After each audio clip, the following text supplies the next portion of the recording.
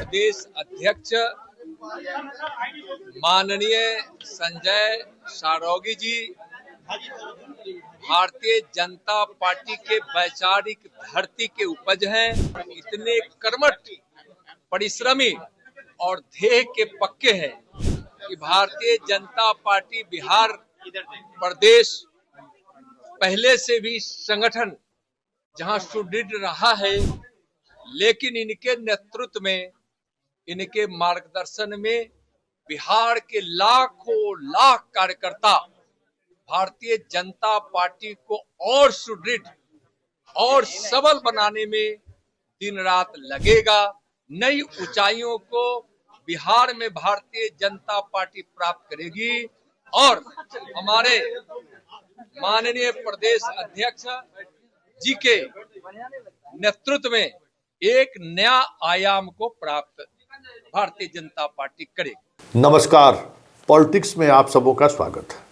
और आज हम पॉलिटिक्स में बिहार बीजेपी के उस पॉलिटिक्स की चर्चा करने जा रहे हैं जिस पॉलिटिक्स में आने वाले समय में पटना से लेके पंचायत तक पूरी पार्टी की संरचना बदल जाए तो कोई बड़ी बात नहीं होगी, क्योंकि जो चीज़ें सामने आ रही हैं और जो कुछ दिख रहा है, दिल्ली भी बिहार बीजेपी को लेकर सहज नहीं है। बिहार बीजेपी की छवि जनता के दिलों में जो है, उस छवि से अवगत होने के बाद भी सहज नहीं है। हुआ ऐसा है कि बिहार चुनाव के दौरान बिहार से बाहर के जितने भी सांसद, पार्टी के पदाधिकारी, नेता चुनाव में बीजेपी की जीत सुनिश्चित कराने के लिए जिनको शाह ने बिहार भेजा था, उन तमाम नेताओं की एक बैठक शाह के साथ हाल के दिनों में हुई है। और उस बैठक में यही बात सामने आया, खुलकर बात आई सामने कि बीजेपी अकेले दम पर बिहार में आने वाले कई चुनाव में सरकार नहीं बना सकती है। बीजेपी आज भी ग्राउंड लेवल पर उस तरीके की पकड़ नहीं है। आज की तारीख में भी हम चुनाव भले जीत गए हैं, बिहार में हम सबसे बड़ी पार्टी जरूर बनकर उभरे हैं, लेकिन संगठन के तौर पर बिहार ऐसी बुरी स्थिति देश में कहीं भी बीजेपी की नहीं है। यह बात सुनकर शाह हैरान थे। यूपी के एक सांसद बिहार में काफ़ी लंबे वक्त तक चुनाव के दौरान उन्होंने बिताया है अलग अलग कॉन्स्टिट्यूंसी में। उन्होंने इस बैठक में कहा कि बीजेपी के जो हार्डकोर कार्यकर्ता है, जो पीढ़ी दर पीढ़ी से बीजेपी के साथ जुड़े रहे हैं, वो निराश हैं बिहार बीजेपी के कार्यकलाप से। वो अपने आप को उपेक्षित महसूस कर रहे हैं। चारों तरफ गैर भाजपाइयों का कब्जा है, मतलब दूसरी पार्टी से आने वाले लोगों का पार्टी और संगठन में कब्जा है। ऐसे लोग ही मंत्री बनाए जा रहे हैं जो बीजेपी या संघ के किसी आनुषंगिक संगठन से आए हुए नहीं है। ऐसा दिखता है जैसे गैर भाजपाइयों का पकड़ पार्टी और संगठन पर भी है और सरकार पर भी है। इस वजह से लाखों कार्यकर्ता बीजेपी के उदासीन हो चुके हैं। लाखों कार्यकर्ता की उदासीनता की स्थिति ये है कि इस बार हम भले चुनाव जीत गए, आने वाले चुनाव में बहुत मुश्किल होगा वापसी। और 2029 की तो बात ही छोड़ दीजिए, क्योंकि जब तक नीतीश हैं तब तक बिहार में बीजेपी है। एक नेता भी हम लोग पैदा नहीं कर पाए हैं। आज के तारीख में एक ऐसा नेता नहीं है बिहार बीजेपी में जो कहीं किसी गांव में या किसी जिले मुख्यालय में पहुंच जाए तो पार्टी कार्यकर्ता उनसे मिलने की इच्छा व्यक्त करे। जैसे जैसे इस सच से शाह सरोकार हो रहा था, शाह असहज हो रहे थे। शाह की वो पूरी रणनीति, हालांकि सब कुछ किया हुआ तो शाह का खुद अपना ही था, लेकिन 2029 तो लक्ष्य शाह का है। ये खबर सुनकर शाह बेचैन हो गए। कहा जाता है कि 2 दिनों तक शाह सोए नहीं, क्योंकि बिहार में 40 लोकसभा क्षेत्र हैं और बिहार अगर बेपटरी हुआ तो फिर दिल्ली की गद्दी पर बैठना मुश्किल तो है। ये बात शाह भी समझ रहे हैं, क्योंकि इसका इम्पैक्ट सिर्फ बिहार में ही नहीं रहेगा, इसका इम्पैक्ट झारखंड, बंगाल और यूपी पर भी पड़ेगा। फिर क्या था, आनंद फानंद में उन्होंने तमाम बीजेपी के नेताओं की बैठक बुलाई। जो वर्तमान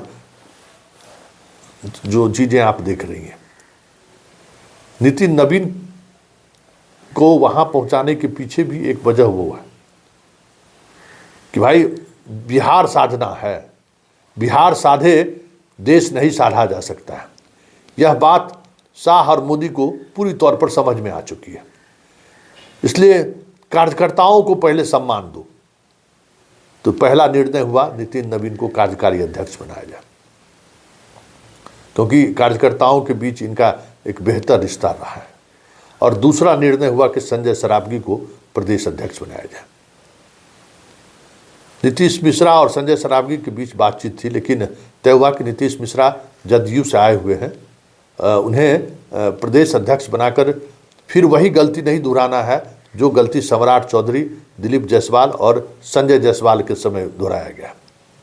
क्योंकि उससे पार्टी मतलब होता ऐसा है कि जो लोग प्रदेश अध्यक्ष बनते हैं उनकी एक पकड़ होनी चाहिए पार्टी के प्रखंड स्तर के नेताओं पर भी उसकी पहुँच है। सुशील मोदी की ताकत क्या थी? सुशील मोदी की ताकत वो बीजेपी के कार्यकर्ता और पार्टी के समर्पित ऐसे लोग थे जिनको सिर्फ चुनाव के दिन अपनी सक्रियता या अपनी सक्रिय भूमिका निभाते थे। वो बाकी 5 वर्षों तक पार्टी से कोई मतलब नहीं था, लेकिन पार्टी के सिंपैथाइजर थे। और ऐसे करोड़ों लोग हैं पूरे देश में, और बिहार में भी लाखों लोग हैं जो पीढ़ी दर पीढ़ी से भाजपा को वोट करते आ रहे हैं। वो उसको जोड़कर सुशील मोदी रखे हुए थे, वो उनके साथ संवाद बनाकर रखा हुआ था। वो पूरी तरह से टूट गया। और जो रिपोर्ट दी गई, जो जीत अलग बात है, लेकिन पिछले 5 वर्षों में 2020 से जिस तरीके का प्रयोग बीजेपी में हुआ है, लगभग 20% ऐसे वोटर जो पीढ़ी दर पीढ़ी से बीजेपी को वोट करते आ रहे थे, वो इस बार बीजेपी को वोट नहीं किए हैं। मतलब घर से निकले ही नहीं, और निकले भी तो अनमनस्क तरीके से वोट करके चले आए। ये खतरे का संकेत था, और इस खतरे के संकेत को शाह ने महसूस किया। और आने वाले समय में बिहार बीजेपी संजय जायसवाल, दिलीप जायसवाल और सम्राट चौधरी की छाया से बहुत दूर होते हुए दिखाई दे तो कोई बड़ी बात नहीं होगी। तमाम ऐसे नेता, तमाम ऐसे विधायक, मंत्री जिनका बीजेपी और संघ से गहरा रिश्ता नहीं रहा है, पार्टी अब ऐसे लोगों को संगठन से भी और सरकार से भी बाहर करने का मन बना लिया है। इसलिए आने वाले समय में मंत्रिमंडल में भी और संगठन में भी बड़े बदलाव आपको दिखें तो कोई बड़ी बात नहीं होगी। ऐसे तमाम चेहरे जो बीजेपी के चाल चरित्र और चेहरे से विपरीत एक्ट करते रहते हैं, ऐसे मंत्री हो या संगठन में बैठे हुए लोग हों, उनको चिन्हित किया जा रहा है। और ऐसे लोगों की विदाई तय है, क्योंकि बिहार बीजेपी को लेकर जो इमेज शाह के सामने रखी गई है, वह इमेज जता रहा है कि 2029 साधने के लिए बिहार जरूरी है। और बिहार तभी साथ दिखेगा जब पार्टी के पुराने कार्यकर्ता, नेता और संगठन के लोगों को तवज्जो दी जाएगी। अब देखना दिलचस्प होगा कि शाह के इस संकेत पर संजय सरावगी किस तरीके से खड़े उतरते हैं, क्योंकि नितिन नवीन की भी चुनौती यही है कि भाई आप भले राष्ट्रीय कार्यकारी अध्यक्ष बनाए गए हैं, लेकिन आपको बिहार तराशना है। और ये दिख भी रहा है, नितिन नवीन हो या संजय सरावगी हो, जिस तरीके से आम कार्यकर्ता केंद्र के इस फैसले से खुश नजर आ रहे हैं, यही तो बीजेपी का केंद्रीय नेतृत्व चाह रहा था।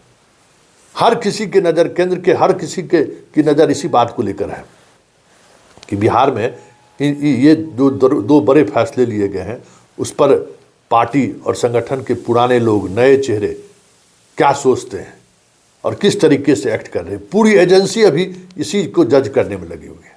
देखिए आगे आगे होता है क्या, लेकिन इतना तो तय है कि इन तीनों की युग की समाप्ति का संकेत संजय सरावगी और नितिन नवीन को बड़ी जिम्मेवारी देकर केंद्रीय नेतृत्व ने इशारा तो कर दिया है।